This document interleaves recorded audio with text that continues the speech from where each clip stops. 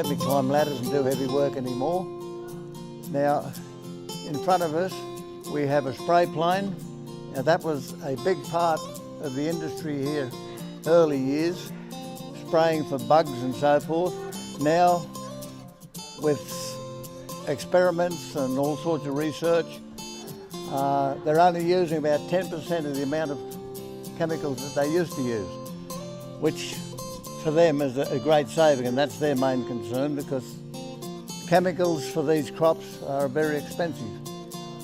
Now, the mural behind the cotton, that was painted by a high school art teacher called Di Smith.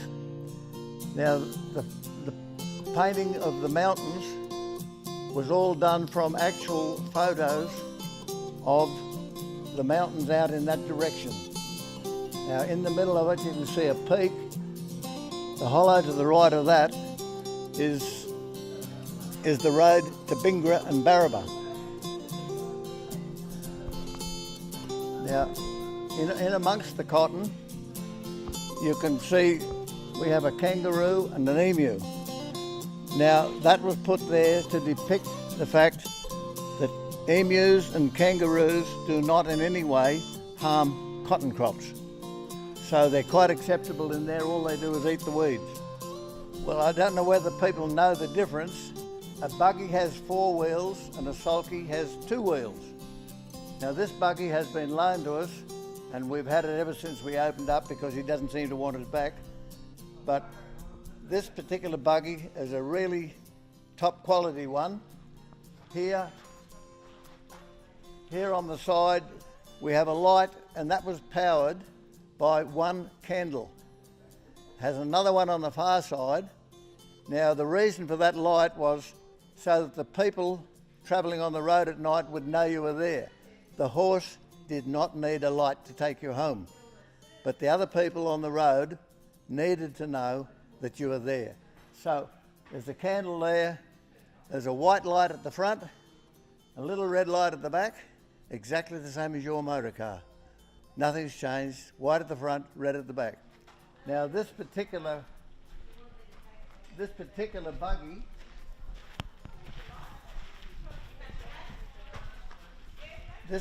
buggy is different to most buggies, because back in the days this was used, boxes were made out of timber, not cardboard. So if you put a box of groceries on that seat to take it home, you'd probably have no seat left. So somebody came up with a wonderful idea. You're going to go to town and get a big load of stuff? Leave the seat at home. I only know of 3 that actually do that. You've got your family in the buggy that only has 1 seat. You've got them all crowded in. I'm the rich landowner. I've got 2 horses and I go round you. Just so, get a good engine. Well, this can be altered. That can be altered to have 2 horses in it, so you get to church on Sunday much quicker, and you're the rich bloke and you show yourself off to everybody else. They've only got 1 horse. So this one, you can turn it into a 2-horse buggy. This wagon, that was the last bullock wagon to work in Wee Waa, owned by the Tucky family. Now, it was built at Durai near Tamworth in 1912. It would have been used to carry bales of wool and bags of wheat.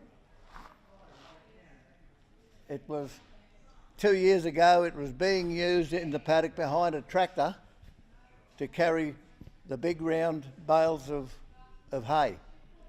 Now, that's why it has a steel tow bar, but the original wooden one, when it had 16 bullocks pulling it, is laying down the middle of the tray there.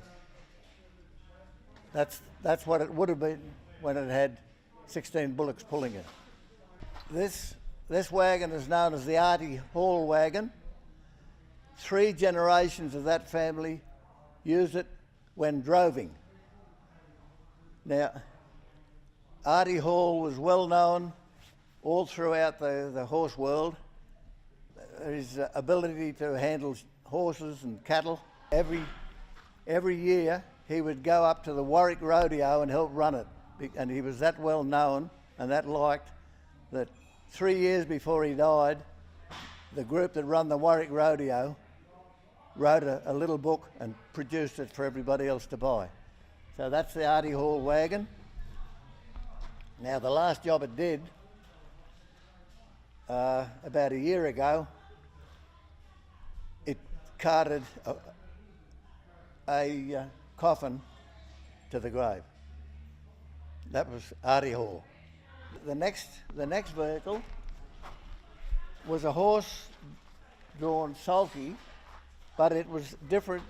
Only 2 of these ever came to Australia. They were built in North America.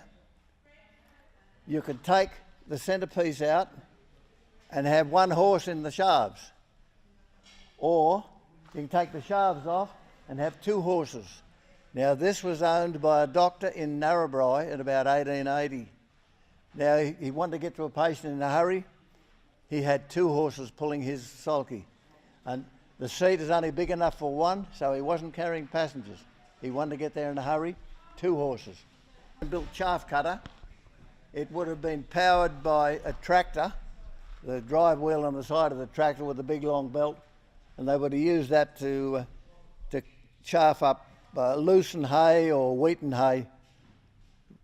And there's a big bagging machine on the back where you would have filled up your bags and then sewed it up. Now earlier we saw a buggy. It had 4 wheels. This is a sulky. It only has 2 wheels. That's just like a sports car against a heavy vehicle sort of thing.